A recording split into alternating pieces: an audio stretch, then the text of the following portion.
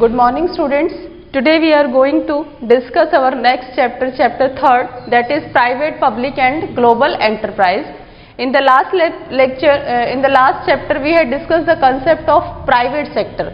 Forms of private sector we had discussed: sole proprietorship, partnership, joint stock company, Hindu undivided family business. All these are the concept of private sector. The merits, demerits we had discussed in the second chapter. In chapter 3rd we are going to discuss the concept of public sector. What is the concept of public sector, role of public sector, what are the merits, demerits, forms or types of public sector.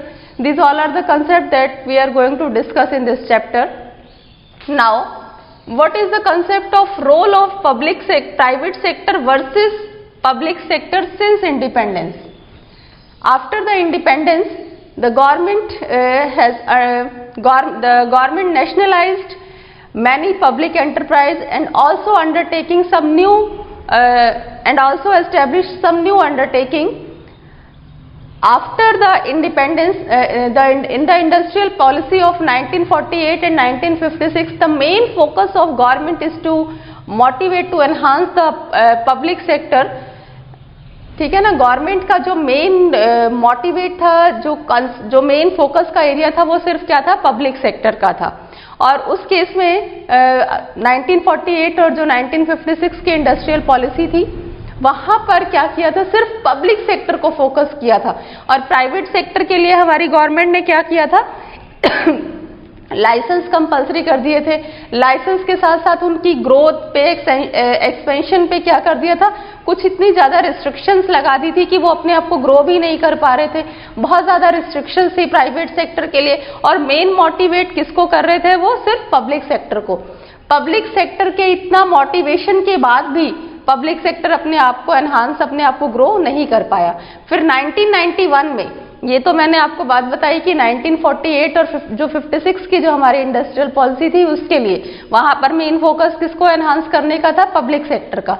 But 1991 में जब हमारी government आई, government change हुई, तो उस case में concept बिल्कुल इसका reverse हो गया. क्या था कि यहाँ पर 48 और 56 की जो पॉलिसी थी, वहां पे बहुत ज्यादा हार्ड एंड फास्ट रूल थे. लेकिन 1991 में जब हमारी गवर्नमेंट आई, तो उन्होंने लिबरलाइजेशन और ग्लोबलाइजेशन का कंसेप्ट फॉलो किया. दैट मीन्स बिल्कुल लिबरल. लिबरल मीन्स कि to remove the restrictions of licensing और अननेसेसरी कंट्रोल थे, सबको रिमूव कर दिया गया. पूरी तरह से उन्होंने प्राइवेट सेक्टर को फुल फ्रीडम दे दिया. दैट मीन्स कि जो प्राइवेट सेक्टर की जो एंट्री रिस्ट्रिक्टेड थी, कुछ चीजों में प्राइवेट सेक्टर के लिए बिल्कुल रिस्ट्रिक्शन था कि इस फील्ड में आप नहीं आ सकते हो. बट 1991 में जितनी भी रिस्ट्रिक्शंस थी, वो सब रिमूव कर दिया गया under the concept of privatisation, liberalisation, privatisation और ग्लोबलाइजेशन. लाइसेंस को रिमूव कर दिया गया. सिर्फ कुछ एरिया, कुछ एक स्पेसिफिक एरिया थे जहां पे लाइसेंस कंपलसरी था, अदरवाइज लाइसेंस को भी रिमूव कर दिया गया. दैट मीन्स जितने भी हार्ड एंड फास्ट रूल थे, वो सारे के सारे रूल्स को रिमूव कर दिया गया. ग्लोबलाइजेशन, पूरे जो हमारे इंडियन इकोनॉमी था उसको मर्ज कर दिया गया, इंटीग्रेट कर दिया गया इंटरनेशनल इकोनॉमी के साथ. That means full freedom provide कर दिया गया 1991 के बाद. इससे क्या हुआ कि हमारे प्राइवेट सेक्टर बहुत ज्यादा डेवलप हुए. 1948 और 56 में भी ऐसा नहीं था कि प्राइवेट सेक्टर ने कंटिन्यू ग्रो नहीं किया था, लेकिन उनके ऊपर इतनी ज्यादा रिस्ट्रिक्शंस थी, इस वजह से वो अपने आप को नहीं दिखा पा रहे थे. लाइसेंस उनके लिए कंपलसरी था, हर बिजनेस के लिए बहुत ज्यादा रिस्ट्रिक्शंस थी, कुछ एरिया में वो एंट्री नहीं कर सकते थे.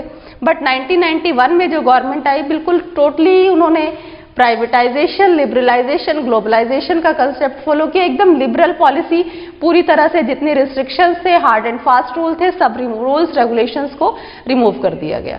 Now we are going to discuss the concept of forms and types of public sector enterprise. There are three types of public sector enterprise, that is departmental undertaking, public corporation and government company. In this lecture we are going to discuss the concept of departmental undertaking. In the next lecture we are going to discuss the concept of public corporation. Now what is the concept of departmental undertaking? Departmental undertaking is the oldest form of public sector enterprise, and this is one of the form of government enterprise. It is not a separate legal existence, it is the part of government sector. Is it clear? There is no separate legal existence of the departmental undertaking.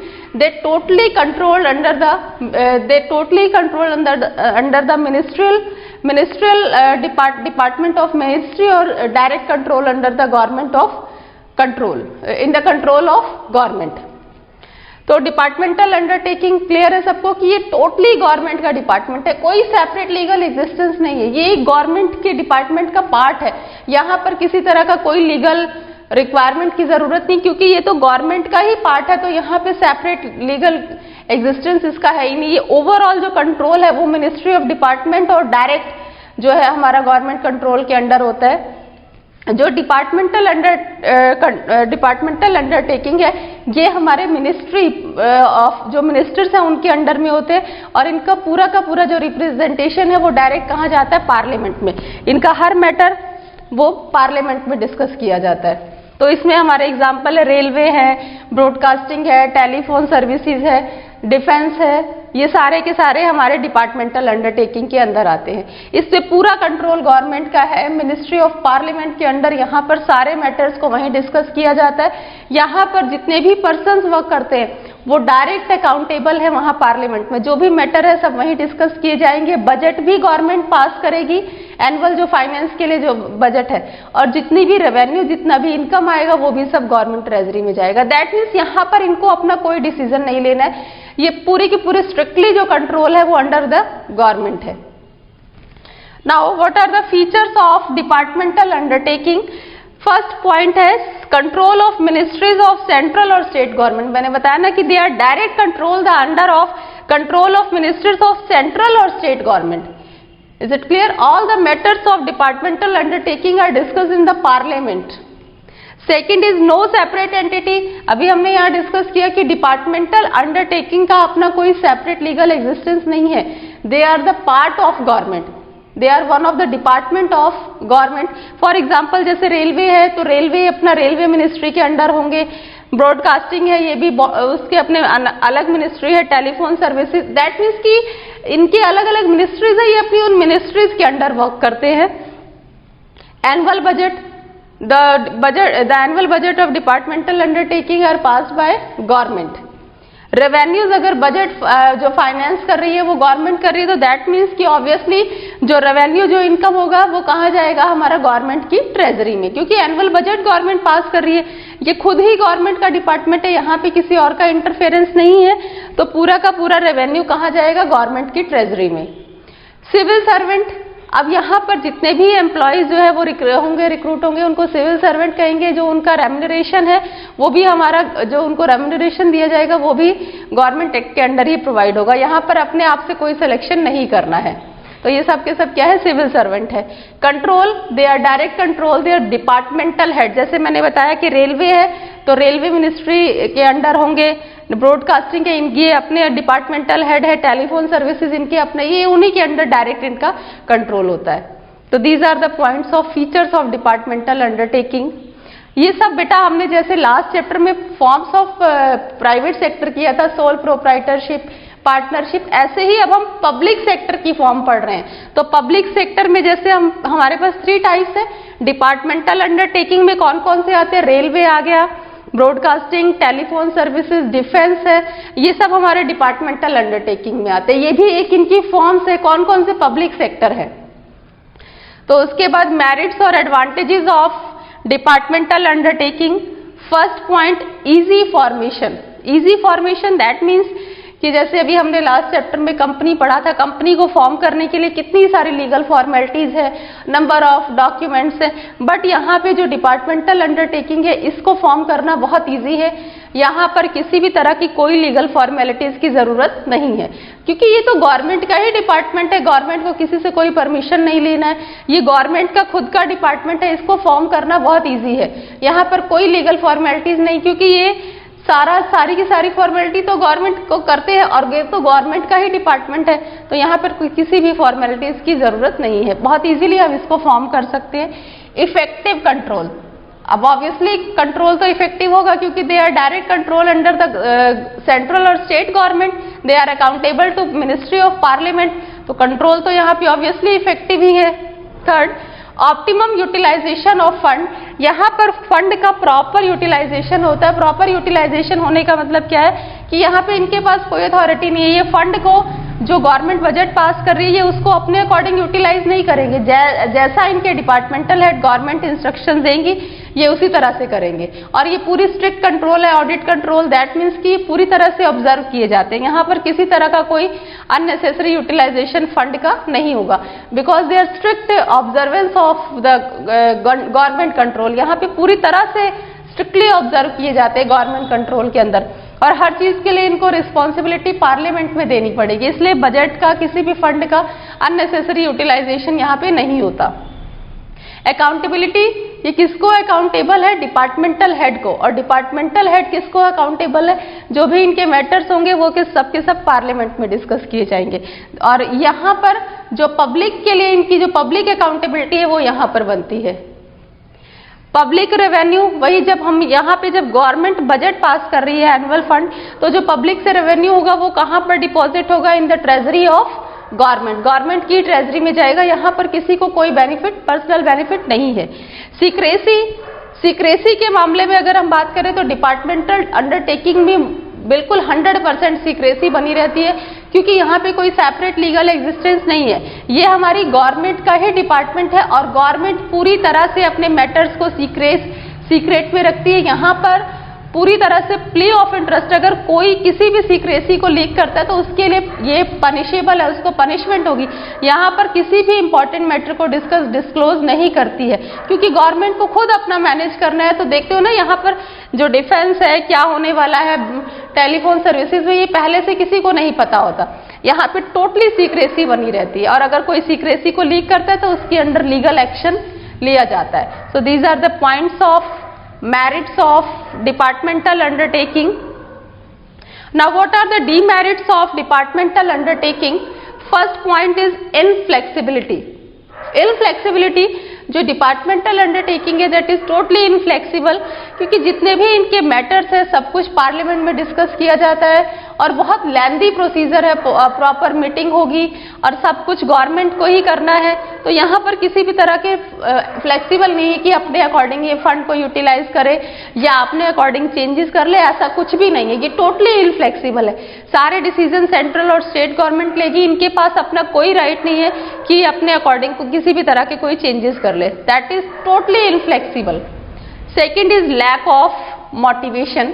बेटा lack of motivation के बहुत सारे reason है। जैसे first होता है कि there is direct relation between efforts and rewards, कि आप जितना ज्यादा एफर्ट्स करोगे उतना ज्यादा आपको रिवॉर्ड मिलेगा। But in the case of departmental undertaking there is no direct link between efforts and rewards. यहाँ पे सैलरी फिक्स है, और जो यहाँ पर प्रमोशन भी होता है, प्रमोशन भी सीनियरिटी के बेसिस पे होता है कि मोस्ट सीनियर पर्सन को प्रमोट किया जाएगा। दैट मीन्स यहाँ पर ऐसा नहीं है कि बहुत ज़्यादा अगर एक्स्ट्रा एफर्ट्स कर रहे तो एक्स्ट्रा रिवॉर्ड मिलेगा। जो सैलरी फिक्स होगी, जो इनका रेम्युनरेशन होगा, हमने पढ़ा ना कि as per the act of government के अंदर ही होगा पूरा का पूरा। तो यहाँ पर कोई मोटिवेशन के चांस नहीं है। उनको पता है प्रमोशन होना है तो भी मोटिवेशन के बेसिस पे होना है। दूसरी चीज, यहाँ पर इनको ये नहीं पता कि ये कब ट्रांसफर हो जाएगा, और ट्रांसफर इनको फिक्स नहीं है कि एक और देखते हो गवर्नमेंट सेक्टर में आज कहीं कल कहीं। तो ट्रांसफरेबिलिटी जो है ये भी एक मोस्ट फैक्टर है जिसकी वजह से एम्प्लॉय फुल एफिशिएंसी के साथ वर्क नहीं करते हैं। उनको ये पता है, कंफर्म है कि इस ऑर्गेनाइजेशन में उनको कितने टाइम रहना है, कुछ नहीं पता, तो इसलिए अपना फुल डेडिकेशन के साथ वर्क नहीं करते हैं। इनएफिशिएंट मैनेजमेंट, यहाँ पे मैनेजमेंट इनएफिशिएंट है। रीजन वही कि यहाँ पर प्रॉपर जो है गवर्नमेंट का कंट्रोल है, वो अपने अकॉर्डिंग कोई वर्क नहीं कर सकते, फाइनेंस को यूटिलाइज नहीं कर सकते, किसी तरह की कोई इन्वेस्टमेंट प्लानिंग नहीं कर सकते हैं, तो कहाँ से प्रॉपर मैनेजमेंट होगा। दूसरा, वो फुल डेडिकेशन के साथ वर्क भी नहीं कर रहे हैं, इनएफिशिएंट मैनेजमेंट है, क्योंकि अपने तरीके से वो कुछ नहीं कर सकते। पूरी तरह से जो कंट्रोल है वो गवर्नमेंट का ही है। रेड टेपिज्म एंड ब्यूरोक्रेसी, ये तो आप लोगों को बिल्कुल कंफर्म श्योर सबको पता है कि जितने भी गवर्नमेंट डिपार्टमेंट है, नंबर ऑफ फॉर्मेलिटीज, इतना ज्यादा पेपर वर्क, इतना ज्यादा फॉर्मेलिटीज। यहाँ पर जो हमारे टॉप लेवल है और जो ऑफिशियल लेवल है वो ज्यादातर बहुत लंबा प्रोसीजर है। एक काम को करना है तो उसके लिए बहुत लंबा प्रोसीजर, जैसे अभी हम पढ़ रहे थे इनएफिशिएंट मैनेजमेंट में क्या है, जितने भी टॉप लेवल और ऑफिसर है वो सब पेपर वर्क में बिजी हैं, उनको इतना ज़्यादा पार्लियामेंट में जवाब देना है, डॉक्यूमेंट प्रिपेयर करने में, तो जब वो खुद इस फॉर्मेलिटीज़ को पूरा करते हैं तो सेम ऐसे ही वो दूसरों से भी एक्सपेक्ट करते हैं। कोई भी काम करना है, छोटे से काम को बहुत लेंदी देखते हैं ना, गवर्नमेंट सेक्टर में किसी गवर्नमेंट डिपार्टमेंट में काम कराना है तो कितना ज़्यादा पेपर वर्क है, डिले करना है, एक साइन करना है तो उसके लिए वो 10 चक्कर लगवाएंगे, और ब्यूरोक्रेसी का कंसेप्ट तो यहाँ पर सबसे ज़्यादा फॉलो किया जाता है। तो that are the demerits of departmental undertaking.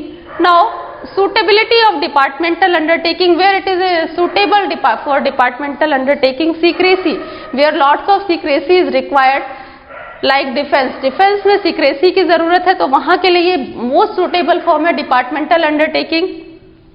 Second is government control, where excess government control is required, for example broadcasting. In the case of broadcasting there is need of there is requirement of government control, so this is the best suitable for broadcasting। Third, where huge investment is required, like aircraft है, steel है, यहाँ पर departmental undertaking best है।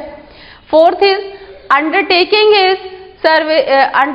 is the service of revenue, तो यहाँ पर भी जैसे रेलवे है, यहाँ पर जहाँ पे रिवेन्यू बहुत ज़्यादा ह्यूज अमाउंट की ज़रूरत है वहाँ पर ये हमारा सूटेबल है। तो सूटेबिलिटी हमारा secrecy, government control, huge fund और undertaking under the concept of revenue.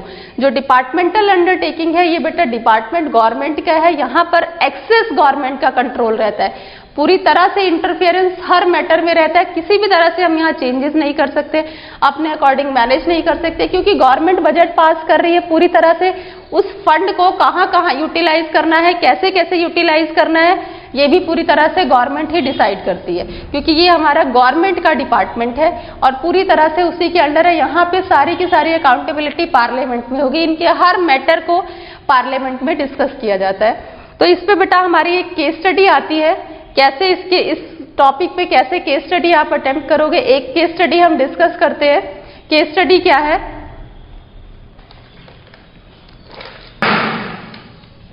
Indian railway is a part of railway ministry. It is organized, financed and controlled by railway ministry. The finance are allocated from government treasury and whatever revenue it earn is deposited to government treasury only. It is treated as a part of government and even the appointment, recruitment, selection of employee is done in the same way as the civil servant. हमने यहाँ पे discuss किया ना कि finance कहाँ से allocate हो रहा है, गवर्नमेंट ट्रेजरी से, रेवेन्यू वहीं से, ठीक है। It is treated as a part of government, appointment, recruitment सब किसके अंडर हो रहा है? हमारे सिविल सर्वेंट के अंडर। यही कंसेप्ट हमने कहाँ पढ़ा है? डिपार्टमेंटल अंडरटेकिंग में। अब क्वेश्चंस क्या है?